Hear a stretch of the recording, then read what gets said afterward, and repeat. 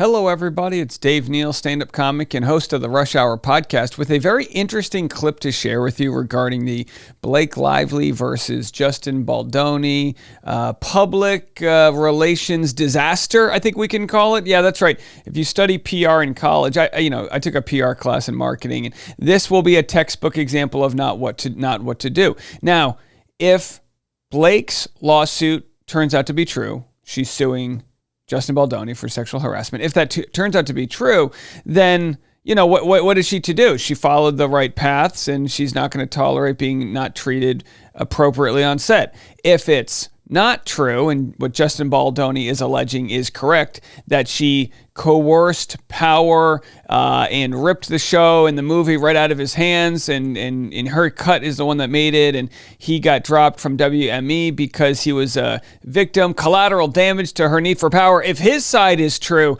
then this is a disaster. Well, I'm going to share with you what the reporter for News Nation is saying. It's like their beat reporter, and they're predicting a settlement and apology. Settlement from who? From Blake Lively. They're predicting that she will cough up money to make this all go away. This after you would assume this would also mean she would have to drop her lawsuit. And I know the internet is going to try to make this a big his side versus her side.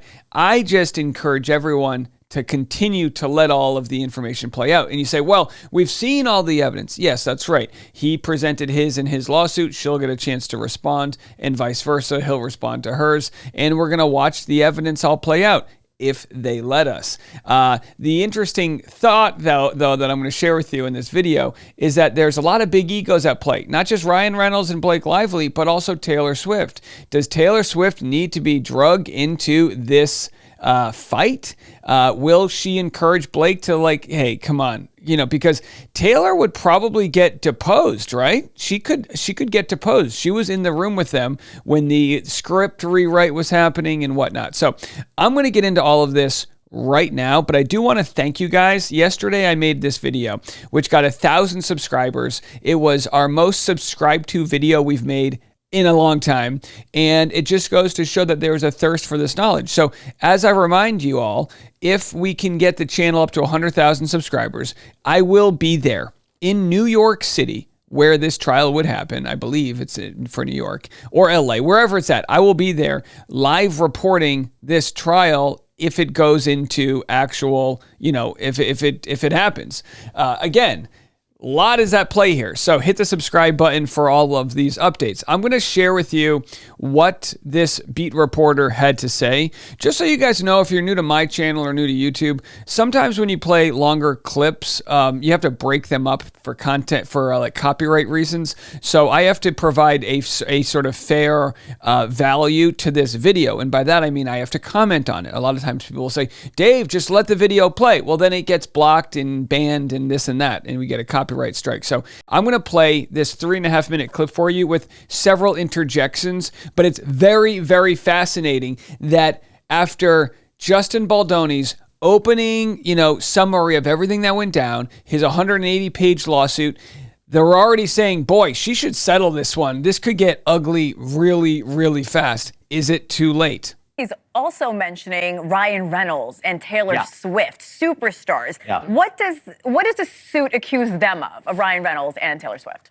Basically, Ryan Reynolds of being a bully, that he berated Justin Baldoni, that he accused him, how dare you fat shame my wife, which, by the way, was an interesting back and forth because Baldoni says, I was never fat shaming Blake Lively. I have back issues. I had to lift her up in a scene. I was working with a trainer there. And also that. And by the way, he's proven he has back issues after he got an infection in his spine, which left him in the hospital for 3 days. The surprise of Baldoni and Sony executives, apparently Blake Lively admitted on the red carpet that he was the one who wrote a pivotal scene, the rooftop scene, for anybody who followed the movie or followed the book. That's a big no-no. Who actually writes these scenes? There's a lot, that you're talking about the unions, you're talking about the Writers Guild. That's a problem. Unions, Writers Guild, and also they were on break because there was a strike happening, which would have meant he crossed the picket line by writing. Even I don't even know if he's in the Writers Guild. He probably is, though. He's probably in the WGA, but either way, not for that project. And so then they sent an email to Sony, Sony sent an email being like, "Can we get clarity over who wrote this dang thing? We need to know." For a multitude of reasons.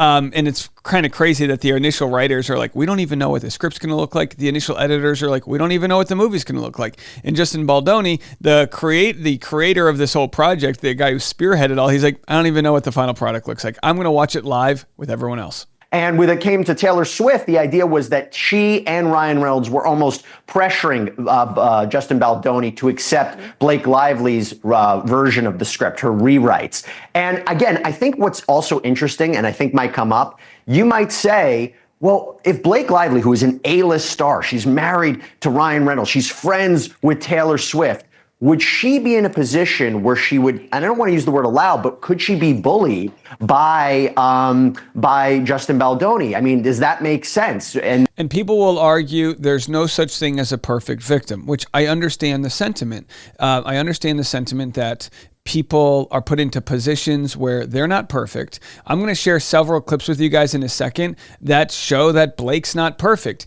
I mean, there's clips here I'm going to share where Armie Hammer on Watch What Happened Lives says that Blake was a diva. There's going to be clips here where I've got several clips here of Leighton Meester.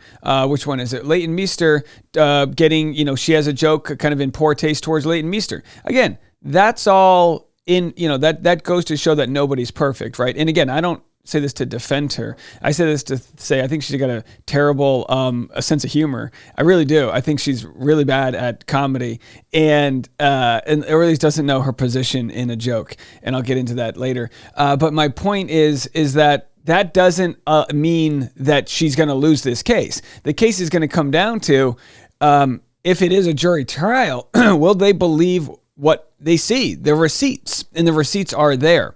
There's lots of receipts here that show that they were, operating in good faith, trying to make, trying to incorporate her plans and her ideologies and this and that. What will have to be proven by Blake Lively is, did he harass her or not? If she can prove he harassed her, well, it's over. Even once or twice, if she can prove he said something to her so heinous that it forced her to want to throw the script in the air and not be a part of this, she'll have to prove that. And you might say, well, she might not have that smoking gun. And I tell you this, every actor, every A-lister, even B-lister that works on set has a manager who's making 10% of their salary, right? They have a manager, a lawyer, and an agent at the bare minimum. So they're all making money off the main actor. If the main actor has a problem, that agent is there. Whoever Blake Lively's agent is, she's got to be top, one of the top clients of that agent. So if she's got a problem, they're going to be there.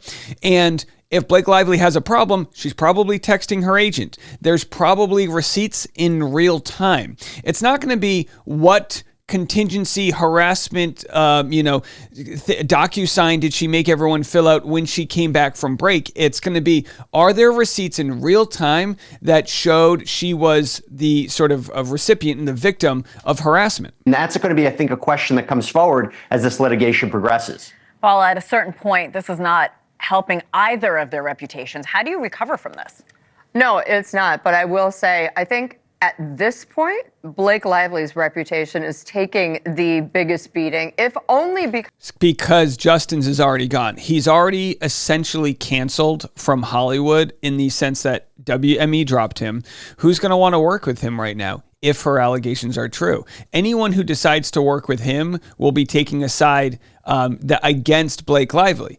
And that's why he had to fight it. And honestly, it's this is the world we live in where you don't play nice. If someone says or does something that is counter and hurts your brand and career, you got to go full mode to protect it. So Justin Baldoni, if he's innocent, feels the need to go full scorched earth to see this thing to the finish line, which is why I don't see a scenario where she settles with him and pays for this to go away.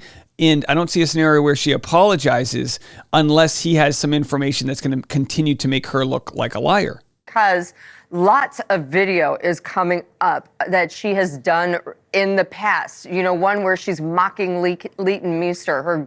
I'm going to show that for you right now, and we'll go back to that. So the video's not a slam dunk to me.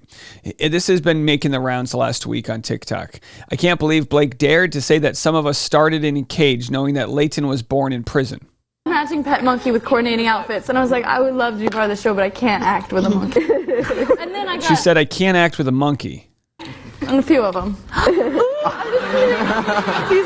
She got a few of them. And she says, I'm teasing and I'm kidding. And you can feel the energy in the audience go, ooh, boy. And again, I don't know for sure. I don't know if we're assuming that she was making fun of Leighton for being born in prison because her mom was in prison or whatnot. But you can tell from Blake's response here that she does kind of know she crossed a line. I have a family member who's like this, who says things that they're not funny. They're not entirely offensive, but they're just like, what are you talking about?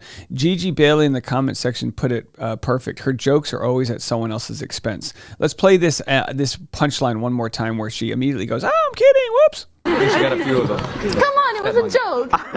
Lord have mercy. That was a lot of information about cages, and I'm sorry, I was still thrown off. By the way, do you think there's enough people on this panel? What the hell is going on here? What are they playing telephone? Hey, down at the end, pass the salt and what the heck? I mean, these panels look obnoxious. This is the reason why podcasting is successful, because this is what the industry gives you. We just want to hear, one person at a time. They've got 4 coffee tables. How many coffee tables do you need? Or what are they playing? A game of Flip Cup here? What's happening? Anyhow, look, yeah, I'm not. People in the comments will say, "Oh, Dave, you're not seeing the evidence. Clearly, he's right, she's wrong." That might be, but whenever there's a scenario where all the people kind of rush to one side and then all the people rush to another side, I just like to take it slow. So it could be that she really did make this all up. And it could also be a scenario, and some people have said she should claim postpartum psychosis, which you should never claim anything that's not going on. But could there be postpartum anxiety or just anxiety in general? Absolutely. I mean, she had to do traumatic scenes and also have simulated scenes with her body, including, the birth and also all the romantic scenes. And she just had her 4th baby. So there could be a lot of anxiety about showing yourself in front of others, not just in the room, but in front of an audience. Gossip Girl star for, having her mother be in jail and said, what? It's a joke. It's not a joke. So all this stuff is coming out. Also, all the stuff that Jesse mentioned, that is on tape. It's not going to look good for her. And, Justin has everything to fight for. His career, his company, everything is ruined. He got dropped from his agency. They don't want to deal with him. So he's going to press as long and as far as he can. I hate that I'm about to make this analogy, but it's like how Russia invaded Ukraine. Ukraine has more to fight for than Russia. So Ukraine will fight till the death to defend itself in a sovereign nation. Again, I'm not trying to make this political here, but I actually like the analogy. I'm not saying Blake is completely a parallel to Russia, but in this case, Justin's already lost everything. Ukraine's, does this make any sense? Ukraine's, they have no choice. The fight has taken everything away from them. So in this case, I see Justin more like Ukraine, which is doubling down 10 toes down in the ground and doubling down and tripling down as far as they can go because they have more to lose or they have already lost. And honestly, I think in the end, we'll have to run this by Jesse, but I believe there will be a settlement and an apology. Well, let's talk about it. Wow. So this is interesting. And again, what is her opinion versus anybody else's? I don't know how much this reporter's been following it, but she says, I believe there will be a settlement and an apology. If Blake apologizes, that would admit guilt. But Justin, I'm assuming, really wants more than the $400 million. He probably wants his career back, right? Because what good is, to be quite honest, what good is $400 million when you get into acting because of your ego and in a lot of cases because you want to perform and you want that validation validation from your peers and whatnot. And if he's ostracized, I'm telling you right now, that money's not going to make you feel much better. You might disagree. Oh my gosh, I'd be on an island in the middle of nowhere. I know, but after 3 months of that, you'd be like, dang, I got robbed, So I honestly think he would take the apology and a small settlement, maybe cover legal fees and cover maybe whatever he might have lost from, punitive damages or whatever from the, not going to the premieres and things like that. I think he would take $2 million and an apology from Blake. And that apology might be something that isn't a full concession. It might be Blake's side saying, look, I felt like we went in different directions and I felt uncomfortable. But with that said, I don't believe he harassed me. And I believe he was operating under the best he could as a director, as an actor, X, Y, and Z. So you might get that type of an apology with a contingency that WEME represents him again. But if you're Justin and you agree to that, that doesn't mean you're still not going to be blackballed, in the future. So an apology with some money, but also the chance to regain your livelihood if she lied. If she comes up with evidence, which we haven't seen yet, which, by the way, a lot of times you put all your best evidence first, right? I mean, you have to show the evidence. You have to show, the discovery. But if she has some information that comes out, an old agent opens up their laptop and turns out they have evidence of him acting a certain way to her that is harassment, that is terrible for him, then he's cooked. Then he's absolutely cooked. I don't think we're going to get that because we haven't seen that yet. And we also saw the actual opposite of the evidence, which is some of the evidence she shared in her harassment suit shared a missing emoji, right? The $250,000 emoji, the emoji, or the $250 million emoji, the emoji that was a sarcastic upside down emoji, which would have shown that the PR people weren't actually claiming that they planted a negative story. So again, I don't know what could happen. My guess is 25% chance she settles this with him, but I do think this is the perfect storm for a disaster, which is he's got nothing to lose or he already lost it all, and she's got a massive ego who will fight with whatever money in war chest they have, and then it comes down to a jury. And let me tell you right now, from all the information we've seen, I believe from all the information we've seen, a jury sides with Justin.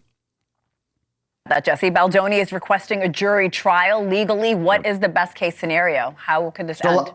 So a lot of people are looking at this and saying, oh my gosh, Johnny Depp, Amber Heard 2.0. This is a federal case. There are going to be no cameras, right? So we're not going to be able to see this in real time.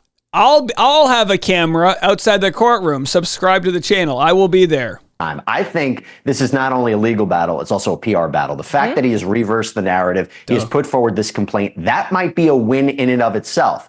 He might look for a settlement, and that might be a win. Would that be a win for Blake Lively? I'm not sure. But again, every day, every week, the narrative changes about who to believe and what is actually happening. So it's not whether or not a settlement is a win for Blake Lively. It's a how bad do you want to lose? So if you've ever been gambling, you're down $50. Oh, I'm going to bet another 200. You're down 250. And then you're like, shoot, I got to walk away before I'm down 10,000. Does Blake Lively walk away from her lawsuit against him? And does she try to just take this and go, you know what?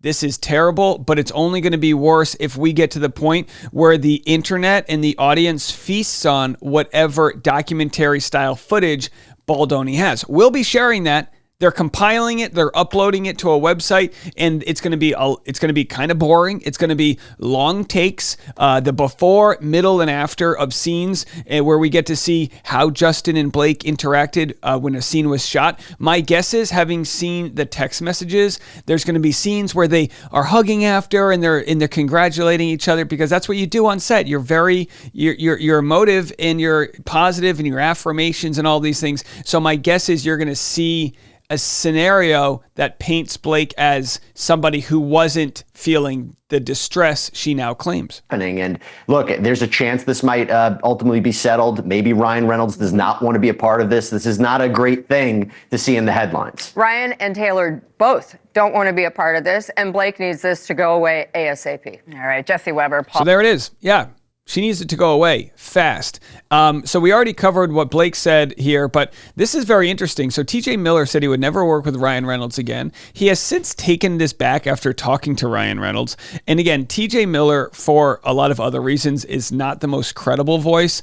I say that because the dude pulled a fire alarm on a train. He's been bombed out of his mind doing comedy. Like he's a little reckless, but here he comes off pretty credible. He kind of talks about Ryan Reynolds pulling the same move that Blake Lively was accused of in Deadpool. I'm going to get to this in a second. But also the director of Deadpool, Tim Miller, who left the movie, is being dragged, or Deadpool is being dragged in this mess as well, because Justin Baldoni is accusing Ryan Reynolds of creating a nice pool character, which is like a male feminist that makes fun of Justin Baldoni. And if you watch the deleted scene, I have to say the resemblance is very striking. So they say, if you remember, Reynolds decided to creatively interfere on Deadpool 2, which caused Tim Miller to abruptly quit the movie. Baldoni wants Miller as a witness to show as evidence a pattern of behavior from Reynolds. He believes Reynolds stole It Ends With Us from him, much like the actor stole Deadpool 2. This is wild stuff that they are kind of not surpassing Blake Lively, but they're saying she was operating because of him, because Ryan Reynolds has a pattern. And by the way, in the court of law, when you can show any pattern whatsoever, it's a big deal. So here's a clip from TJ Miller. It's weird that he hates me. And I think some people... Do you know he hates We you? had a really weird moment on Deadpool where he said, let's do one more take. And everyone was like, okay. And I was like, yeah, I'm fine. And then as the character, he was like horrifically mean to me. But to me. Cathartic. As if I'm Weasel. Right. Mm-hmm. So he was like, what's great about you, Weasel? You're not the star. But you just, you do just enough exposition that it's funny, and then we can leave and get back to the real movie. So he's riffing. Well, he's right. Obviously. Yeah, sure. Yeah, that's exactly why he said that. Yeah, and by the way, so that's what's so funny. There's truth in humor, but for Ryan Reynolds to say that in character to TJ Miller is pretty wild stuff. So, TJ Miller defends himself and says, I'm a stand-up comedian. And let me tell you something.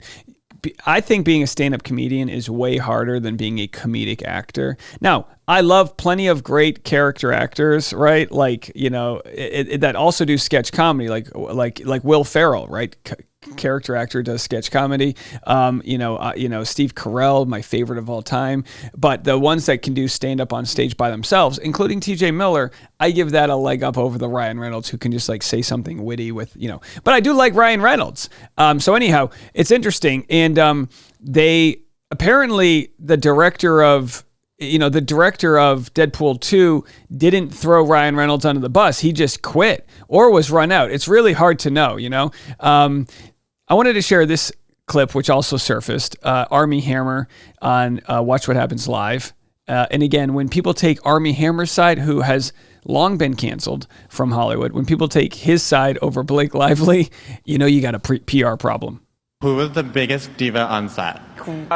Let me just say that was a tough show to film, and I didn't end up actually filming all of the episodes I was supposed to because it was such a tough film. Really? Literally, you said, get me out of this. It was also like, get him out of here. Yeah. Oh, really? Yeah. Whose love interest were you? I was Blake Lively's love interest. You were? Yeah. Okay, well then. Sounds like she was the problem. It sure does, Chelsea. No, that's not what I'm saying. That's exactly what I was thinking. Don't put words into his mouth. Yeah. Because my foot is already there. No, it is not. All right, so there it is. You have Chelsea Handler sharing the obvious, which was, hey, sounds like Blake's the problem. Now, look, I don't know if that's the case. It's one of those scenarios where Blake's done a lot of work in her days and a lot of press junkets and a lot of interviews where if you want to find the negative, you can. Now, does that mean she's as terrible as all of these terrible moments?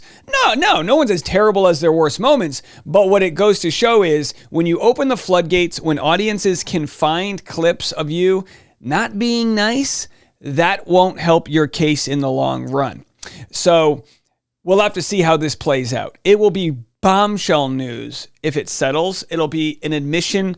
Any amount of settling from her to him will be an admission that the whole thing was fabricated. If she doesn't settle, then giddy up. We'll see how it goes. Make sure to hit the subscribe button if you haven't already. We'll be back this afternoon for the Rush Hour podcast. All of your entertainment and pop culture news in one place. If you didn't catch the morning episode, I covered this story in lighter terms, but I also covered the big TikTok ban and unbanning, and I covered some, news from Inauguration Day and things like that, all on the morning episode. You can watch it or download it for your drive home right there.